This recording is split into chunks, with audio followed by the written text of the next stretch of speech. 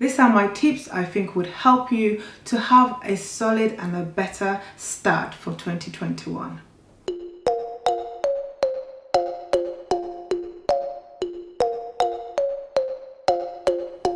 Happy New Year guys, and welcome back to my channel. My name is Adeola Mosaku, and if you're new here for the first time, I would like to welcome you to the community of Know About It. I'd like for you to join us by subscribing.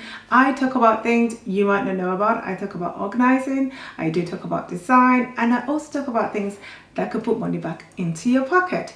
If you're already here, thank you for supporting me throughout 2020. I'm hoping we're going to have a good blast, a better 2021. You guys are awesome. I do appreciate you all. And without any further ado, let's get into today's video. So it's been an interesting Christmas. Most of us have been under lockdown. We've been in tier 4 in London, in the UK. That meant we've not been able to see some of our family members, but we made the best out of Christmas. I hope you had a lovely, lovely Christmas. And now what we're going to be looking at in this video is things you should be doing and things you shouldn't be doing after Christmas. These are my tips I think would help you to have a solid and a better start for 2021. So the first thing to avoid is sales. 15% off, 20% off, extra points.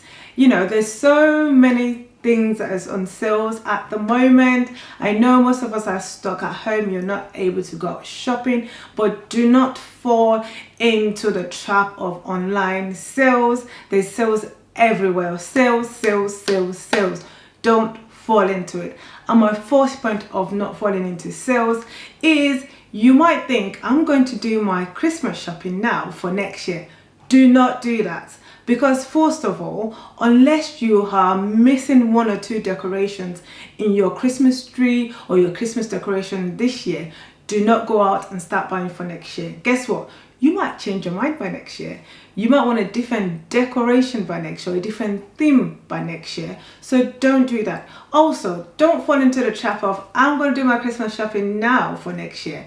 People change. You change all the time. So the person you thought you were going to get them this, or you might even start shopping without having anybody in mind and think, I'm just going to get all these little things that are on sale because by next year it will save me a lot of money. Yes, it will save you money on like things like Christmas cards, maybe a little bit of decoration here and there, maybe sellotapes, things you actually use in crafting or wrapping the presents. Yes, it might save you on that. But when it comes to the actual present you're giving to someone, unless it's someone's birthday in the next 2 to 3 months, unless you know the person is never going to change, do not fall into the trap of buying just because it's on sale. If it was on your wish list, if it was something you know somebody would really like and really appreciate, and you were already watching out to buy that thing for somebody, it would make sense for you to buy it on sale now for next year. And also, you've got to think about, have you got somewhere you're going to store this particular present you're buying at the moment? Are you trying to get a big present, or is it a small present that you're going to think about how you're going to store it, where you're going to store it? If it's got an expiry date as well, look out for that. So unless something is actually in your list to buy for someone, don't fall into the trap of, let me buy it this year for next year.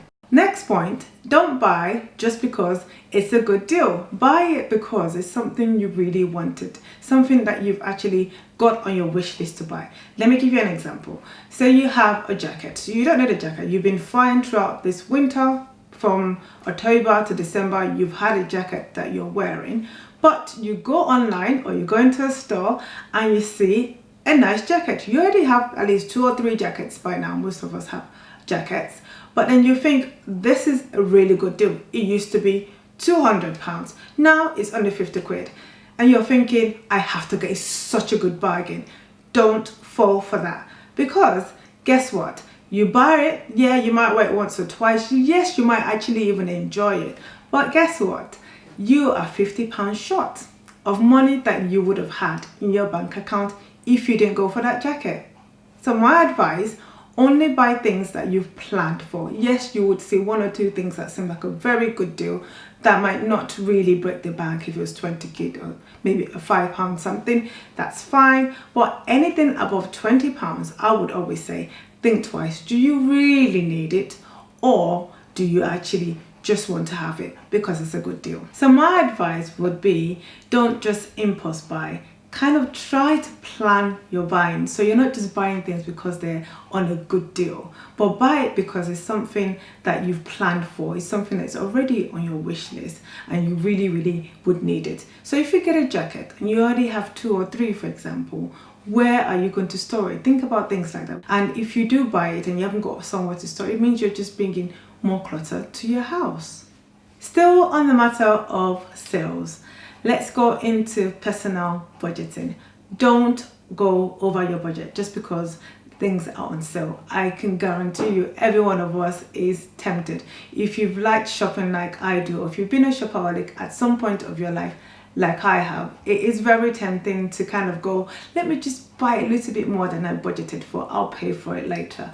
Don't do that. Especially don't buy with your credit card, because if you do that, that means you can't really afford it. If you think, oh, because it's on sale now and I really need to get that shoes, whatever it is that you feel like you really need to get now and then you can pay for it later because it's on sale, it is not a good idea. It's not going to help your budget. It just means that you are going to be working to pay off your credit card rather than you working to enjoy yourself with the money you're earning. So don't get into the trap of using your credit card or buying things now and paying later. Yes, there are some items that is worth buying now if you're not going to be paying any interest on top of it. Yes, that makes sense. But if you're buying purely because of sales and you've got a credit card, not a good idea.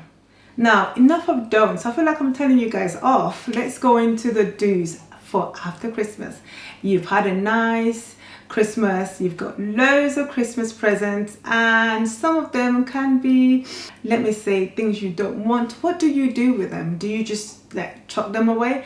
Well, let me give you some advice and things to do for presents you get after Christmas that you might not like. First of all, you want to be grateful for whatever anyone has bought for you for Christmas. The fact that someone thought about you, went out of their way, took their time, their money, their precious time and money, especially during this 2020, it's been a hard time for everyone. Someone went out there to get you something. You have to be grateful. I'm sure most of us understand that. You just have, no matter how small or big that present is, you really need to be grateful for that. Then let's get into what to do with it if we don't like it. If you've got an unwanted gift, what you can do is regift that gift to someone that would much appreciate it. For example, if someone is giving you a bottle of wine and you don't drink, for example, what you can do is regift it to someone you know would appreciate it, or take it to an occasion where it would be a plus for that particular occasion. So you can do it that way.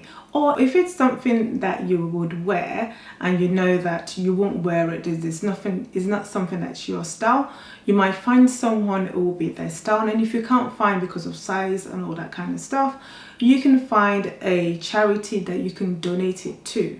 A major culprit of gifts for Christmas is toys. I really like getting toys for my girls, and I really do appreciate it when family and friends, aunties, uncles shower them with toys. It's always nice to have a different perspective of toys from different people. And the good thing is that we don't open our toys all at once. They can open the wrapper, but I don't let my kids open all the toys all at once. I'm not saying that you have to do that with your kids. I'm just telling you what I do with my girls. But what I would advise is, if you can get rid of one toy, if you do the one in, one out theory here or system, this would really help. So what I try to do is, once they have new toys come in like that, I try and get rid of old toys. Initially, what I would do is put them in the garage and then swap them around in about 6 months. But if they don't miss them and they've kind of outgrown them, what I just do is chuck the ones in the garage, chuck some out and then donate some for charity. If they're still usable, they definitely go to charity. If they're non-usable, that they're just not going to make any sense to recycle or give to anyone, I just chuck it in the bin. And that's what I would advise. So have the theory of one in and one out. A very interesting gift for those of us who are sweet-tooted are chocolate. I love it when we get chocolate for Christmas. It makes me excited. So I must say, the best thing to do when you get chocolate is, first of all, check the expiry date. So you don't want to be storing them for too long, unless then they expire and then you don't enjoy it and someone has bought that for you. So what you can do after checking the expiry date is kind of stagger them. I wouldn't say eat them all at once. It's very tempting, I know, but don't eat them all at once. So it would make a good dessert when you've got family and friends around, I think. Also, you can take it to different occasions with you. For example, when we're allowed out, you can go for coffee mornings and take them with you. If you're going for communal worship as well, you can take it there and enjoy it with other people. Chocolate is a thing that I think brings a lot of people together. You can always find one that you like, so always enjoy it, but don't enjoy it alone. Now, the last one for the day is going to be decluttering your kitchen. Now, this is the best time to look around your kitchen for anything you haven't used in the last 12 months. Like I said earlier, maybe you've impulse buy, you've bought something, say for example like a waffle maker machine. You bought that because it was on sale, but you haven't used it in the last 12 months. Get rid of it. And if you're not sure, maybe you might wake up one day and might decide you want to use it, take it into the garage for the next 6 months. If you don't use it, then get rid of it. But if you've got spices that have expired, this is a good time to get rid of it and don't buy it again. Or maybe think it's expired just because you've only used it 2 or 3 times. Think about getting maybe a smaller version of it if that's possible. But this is the best time to look into your kitchen and see things that you haven't used in the last 12 months and just get rid of them. If you watched all the way to the end, thank you so much. And if you've liked anything I've mentioned in today's videos, give us a thumbs up. If also I've been able to stop you from checking out from that big cat, or maybe you've been able to declutter your kitchen based on today's video, let us know in the comments below. If you haven't subscribed already, click the subscribe button and also click on the bell next to it. It means when I bring a video like this out, you will get notifications for it. Thank you so much for watching today's video and see you in my next video.